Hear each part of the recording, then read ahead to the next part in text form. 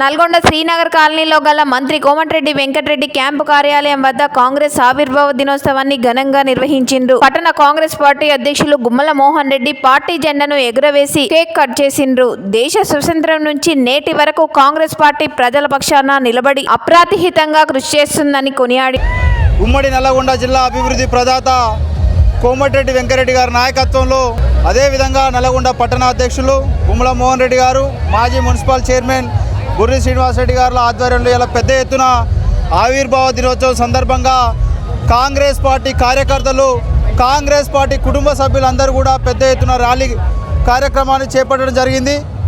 Congress party అంటేనే బడుగు బలహీన వర్గాల పార్టీ, అణగారిన వర్గాల పార్టీ.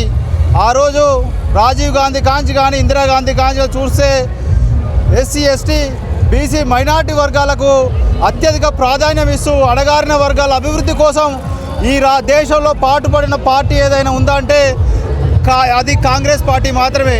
ఇలా తెలంగాణ రాష్ట్రంలో కూడా కాంగ్రెస్ ప్రభుత్వం అధికారంలో ఉండడం వల్లనే కూడా ఇలా ఇందిరమ్మ ఇండ్లు కానీ, సన్నబియ్యం కానీ, గ్యాస్ సబ్సిడీ కానీ, మహిళలకు ఉచిత బస్సు సౌకర్యం కానీ ఇలా కాంగ్రెస్ పార్టీ తెలంగాణ రాష్ట్రంలో అధికారంలోకి రావడం వల్లనే ఈ సంక్షేమ కార్యక్రమాలన్నీ చేయడం జరుగుతుంది.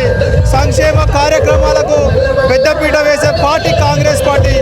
తెలంగాణ రాష్ట్రంలో కూడా దేశంలో వచ్చే ఎన్నికల్లో రాహుల్ గాంధీని